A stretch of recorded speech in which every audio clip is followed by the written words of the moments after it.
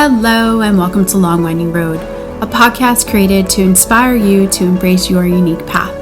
I'm your guide, Stephanie, a multi-passionate mystic, medium, spiritual teacher, and everyday human. My journey has had a lot of twists and turns, non-linear as they say, and learning to embrace that and share my most authentic self with the world has been a long road of self-discovery, inner alchemy, and acceptance.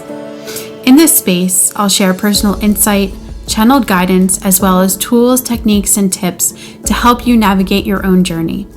So if you have a curious mind, enjoy all things spirituality, and are ready to remember the magic already inside of you, then you're in the right place. Let's begin.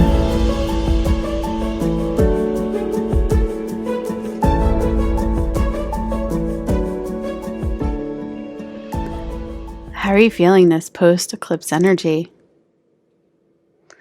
I have tried to record this episode so many times since April 8th. And I wanted to talk about that eclipse energy mixed with this Jupiter conjunct Uranus energy because it is hitting me so hard, so intensely. And I just wanted to share my experience and hope that maybe it would help someone else that may be experiencing it in a similar way. But, oof, I keep getting knocked down.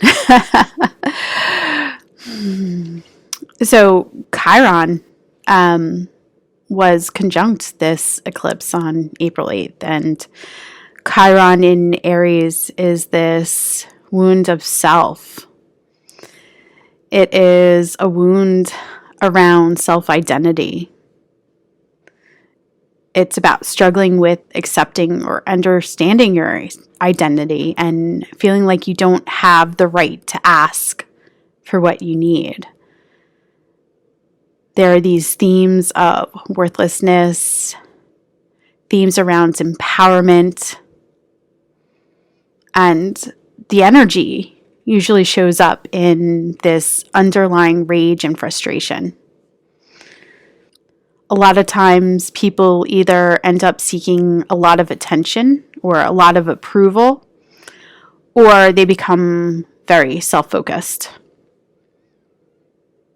And so this Chiron energy with this eclipse was conjunct my natal midheaven and Jupiter. And it's all happening in my 10th house. My 10th house is ruled by Aries and Taurus. So the Jupiter-Uranus conjunction was in an exact conjunction with my natal Moon-Mars conjunction. So my 10th house is exploding with intensity. And all of the wounds that I've held or have experienced, these themes throughout my life have been bubbling up. And I'll share like how and what that all means in my experience. But the 10th house is this house of career. It's a house of leadership, of achievement, of status. And my natal Chiron is also here. It's in Aries as well. But it's a little bit away from this energy because I'm about to experience my Chiron return in about 2 years, which that alone is like mind blowing because I can't believe that I'm almost 50. I feel very young inside.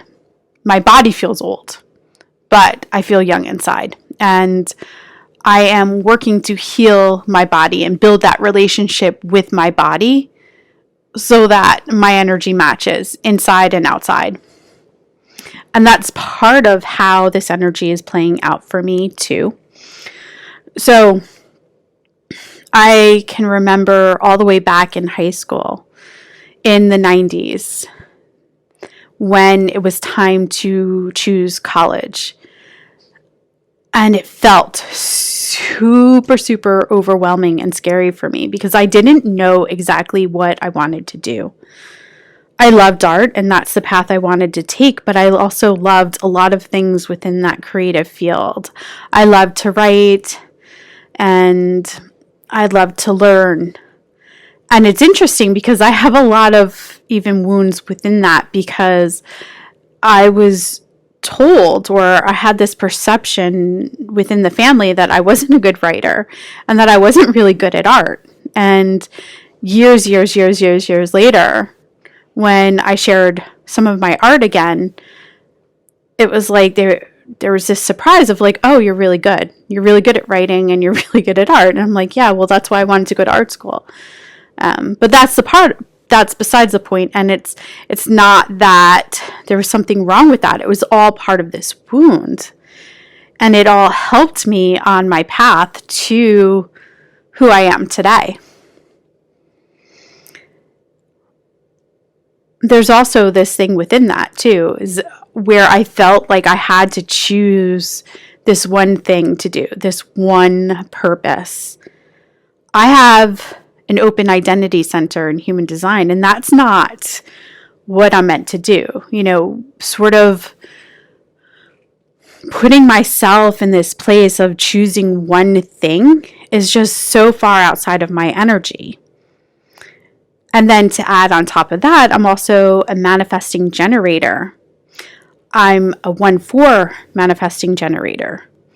So this one has this intense love of and curiosity, and wants to learn, wants to obtain knowledge. And then the 4, there's always this insecurity there too, with sharing this with community and with the people around you, of wanting approval. So all of these things, they tie together within this theme of Chiron, within this core wounds that I hold. And it's just mind-blowing that how it's all come together. And since Uranus entered Taurus in 2018, so many things have come up within that world that I can clearly see as well. I can see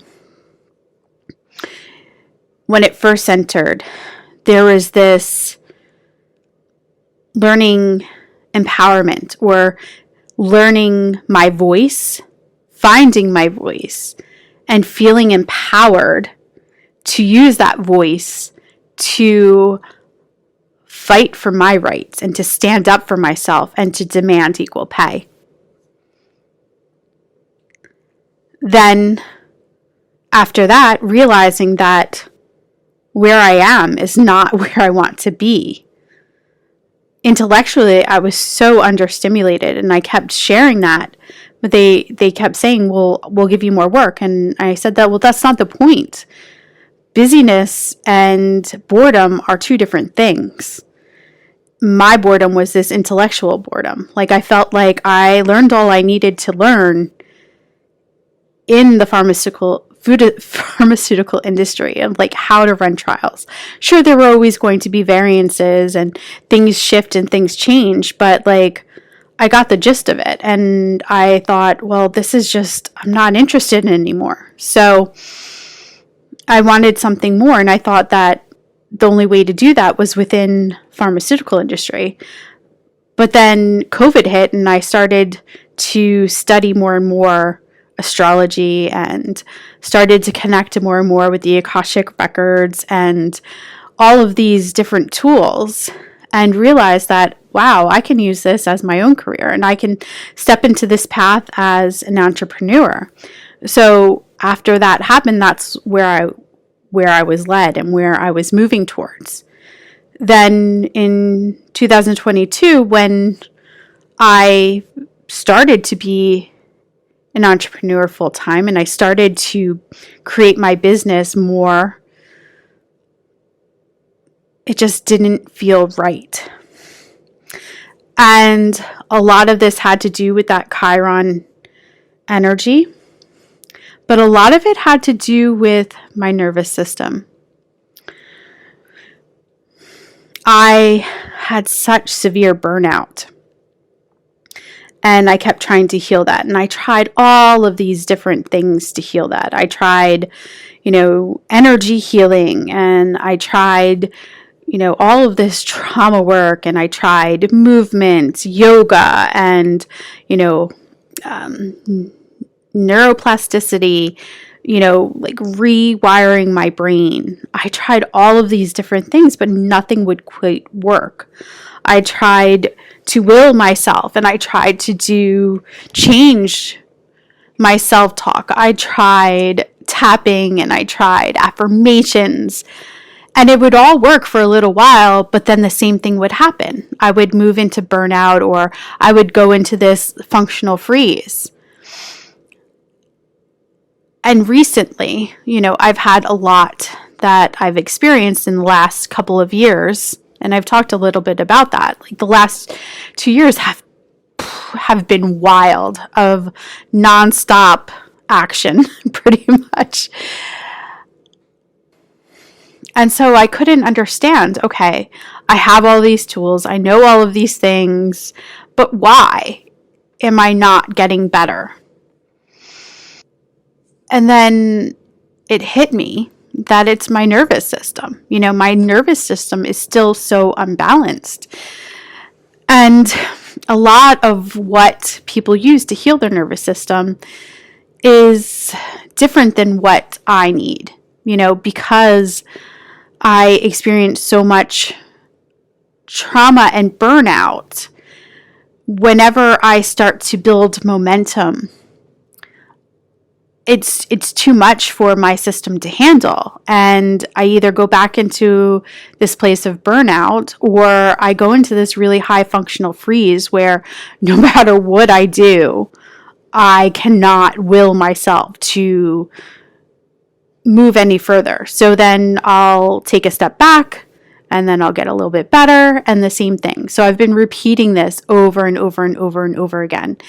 And I could not understand why. I kept saying, there's this kind of block that I can't access. There's this something that I can't shift, no matter how hard I try, no matter what I do, no matter how much I meditate, no matter how much I talk to my guides and my highest self and all of this stuff. And a lot of it has to do with my body, and, building a better relationship with my body and really listening to my body has been key. With the Lyme and everything that I experienced, I had this very strong disconnect from my body, and there was this lack of trust, and there was this blame of feeling like my body didn't support me, and my body feeling like I didn't support it. And so rebuilding that relationship has been this ongoing battle, or not an ongoing battle, but an ongoing journey that has not been easy. And all the things that I feel like it needs, it still is not working, doing cleanses and shifting the way that I eat, or shifting this or shifting that, like nothing has worked. And then I realized that after seeing something, I realized that, even though I do somatic work, when something comes up, I haven't gone back and done full somatic work on my body just in general. And so I found this program that I decided to try by the Workout Witch. And I'm not so far into it. It's a 30-day program. And I've actually added on another part, so it's going to be a 60-day program. And I'm about day 15, 16. But I noticed a difference right away. I started it around this eclipse time, right after that. And a lot of shit was coming up. I was not in a good place physically, because it was all bubbling up in my body. So I felt it, like physical illness, and emotionally, like I felt like, oh my God, I'm in these depths of despair, of like depression. Like, what am I going to do? It felt scary for a little bit because I was so low. And I just let myself cry. I let myself be. I mean, there was some struggle, because the mind is so powerful, because I'm like, get over this. Come on, get over this, or you've done all this work. What is wrong with you? Why can't you just, snap out of it, kind of? And the funny thing is, like, that's the worst thing you can say to someone who's in depression. Like, yeah, they would love to just snap out of it or whatever. And once I surrendered to my body, things started to shift. And I'm still working through it, so I'm not sure where it's going to end, because I know there's more to release. But I have held a lot of stuff in my hips, in my bladder, and it's definitely coming up. All of that residue that I couldn't reach, and it wasn't time to reach that. It healing comes in layers, and no matter how hard you try to force it, like it's never going to release until it's ready. You're never going to be able to integrate until you're ready. And once I've moved through that really, really deep stuff, and I'm still going through it. Like, there's moments where all of a sudden I'm just like crying because I reached something new. But the shift that I've noticed is that it's easier for me to do things now.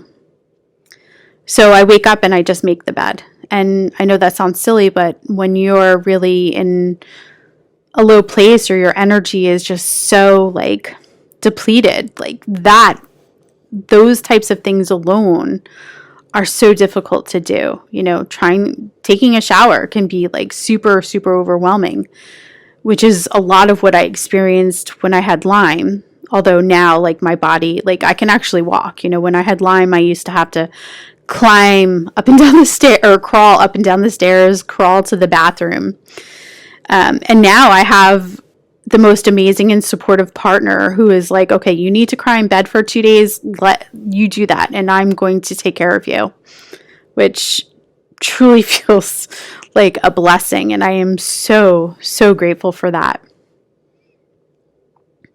But yeah, just getting up and feeling like, okay, nah, just make the bed without even thinking about it. And it took me a few days to notice that. And I'm like, wow, that feels good. That feels good. And so I'm sharing this because it all ties into my business and where this energy is. I started the podcast and it feels really good, but then it started to feel super overwhelming. And a lot of that is because, like, my nervous system just couldn't handle it. My nervous system is so out of balance, or was so out of balance. It's starting to come back into balance slowly, that I would just immediately go into that functional freeze. And then my mind would go to all these places. And so I would start to focus on something else. And I had this conversation with my partner, and he's like, you go through this big door, and then there's all these other little doors along the corridor, and you keep getting lost in all of these little doors instead of focusing on that big door and that big thing at the end of the hallway. And I just loved that analogy. I just loved it because he put it in a way that I'm like, okay, I understand it. And over the last couple of days too, I've realized that, holy shit, like, the reason that I am struggling so much in my business is because of that, because of my nervous system. And why so many things didn't work is because of my nervous system. So it's really about stepping back and going slow and working with this healing through this somatic in such a gentle and nourishing way. And that's exactly what my body and my soul have craved. To be held, to be treated like so gently and so lovingly. Just to allow myself to feel it all. and to know that I'm going to be okay, that I'm there to support myself. In my journey of being an entrepreneur and building my business over the last 2 years, a lot of what I felt or thought I was experiencing was fear.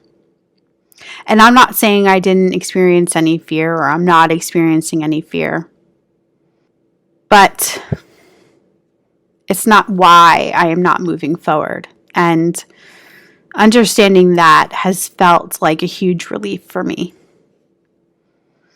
I kept thinking, okay, I need to heal my relationship to success. Like, do I fear success? Or do I fear making money? Or do I fear using my voice? Or do I fear XYZ? And sure, we're always going to feel edges within that. But I've already had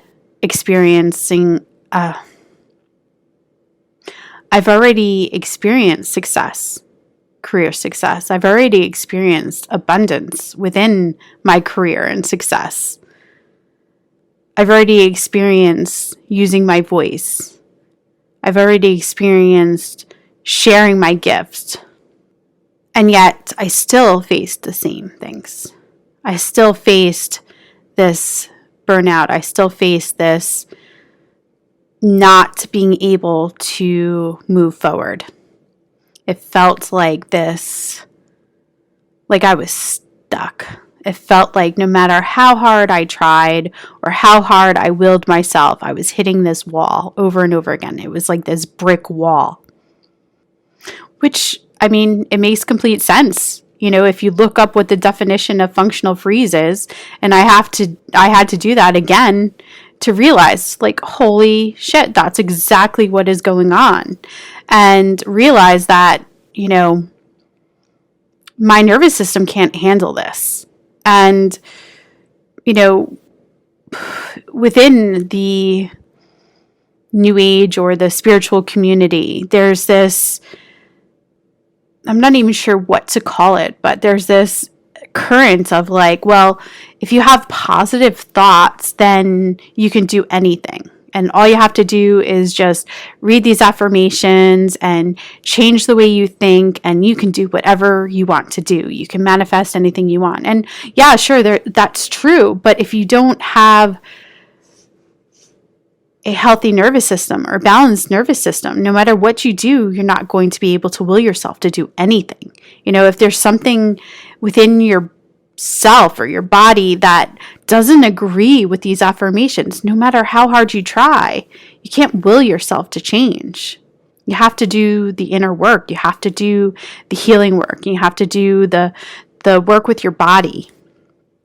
Sure, maybe you can will yourself to do something for a little while, but like what happened to me, like inevitably the same thing is going to keep happening. You're going to hit this wall and you're going to fall back into whatever pattern you have or you experience. And that's the part of spirituality that I do not like and I do not agree with at all. No amount of mental repatterning is going to help until you heal that nervous system or that relationship you have with your body, or you really look at yourself in the mirror and understand and feel everything, feel it all.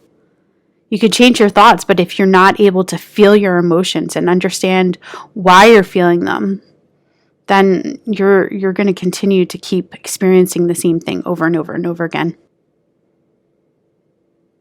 The other key thing is to build that relationship with yourself, to connect to your inner self, to tap into your inner wisdom, and to lean on that for everything instead of looking external to you, whether that's a spirit guide, whether that's God, whether that's whatever you want to call it.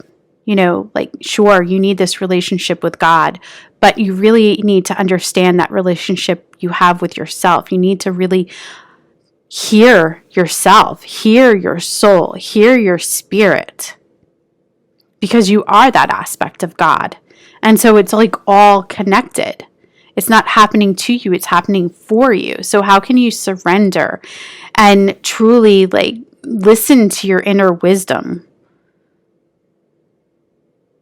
It's like this discipline. It takes practice.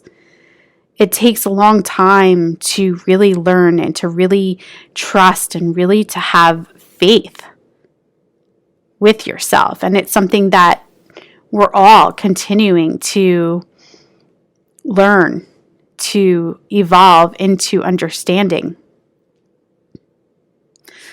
And we have all of these tools, which I've talked a lot about, but without that really deep connection with yourself, it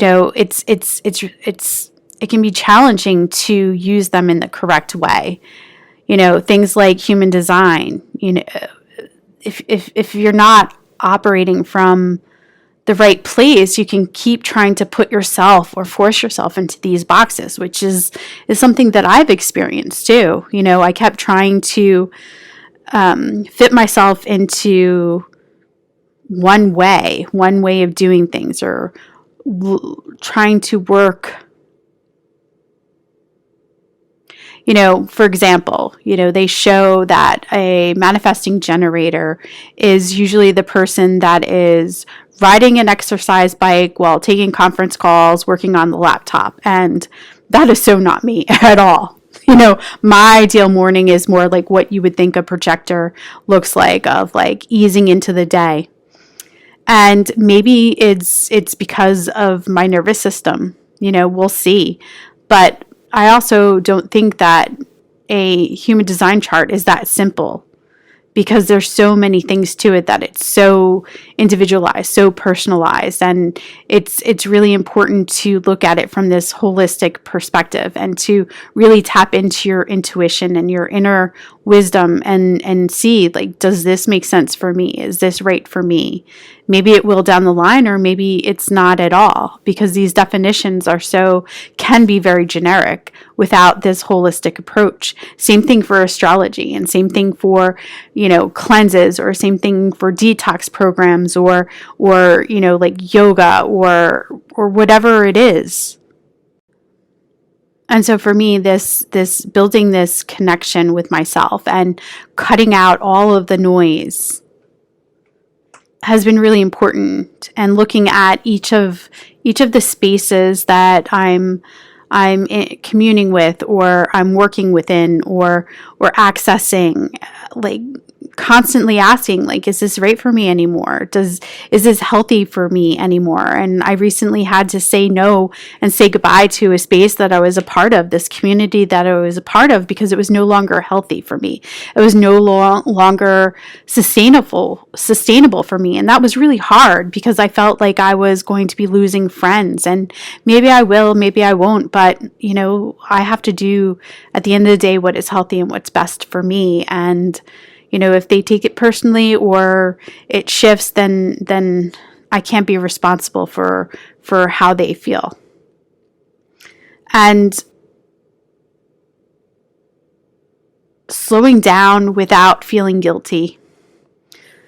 I have slowed down so many times, but I've always had this mental anguish with it. I've always felt like, oh my God, I'm lazy, or why can't I just force myself to do it? Why does it look so easy for other people to just do it? And well, I realize now that it's like, it's my nervous system, I may have that desire, but I don't have the capacity, the energetic capacity to be able to hold that energy. And so slowing down and focusing on that healing, and focusing on being present are key parts of that healing.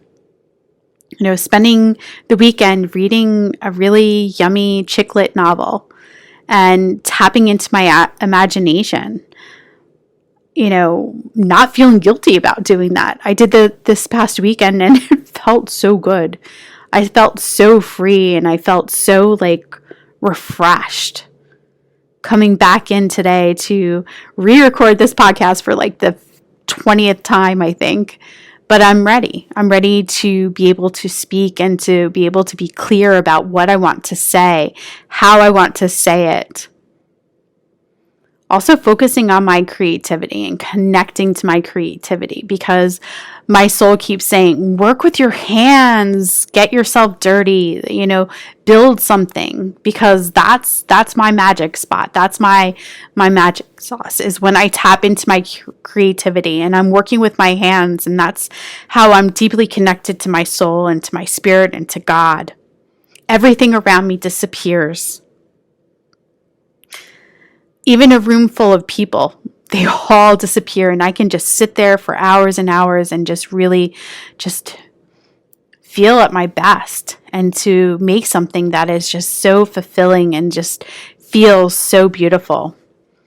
And the funny thing is, that's always the first thing that I push away. It's the last thing that I want to do, but it fuels me. And so it's an intention of mine to focus more on that. Last week, I went with my sister to this workshop to create bracelets at a local crystal store, and it was so fun, being with my sister, of course, but also being in that space of creation. When I was working with my hands and picking out beads and putting it all together, like everything else was just, it disappeared. Like all of the loud women who were drinking, and their energy was all chaotic, and the small space that felt claustrophobic, like it all disappeared. And it wasn't until I finished that I started to feel all of that intensity and that anxiety.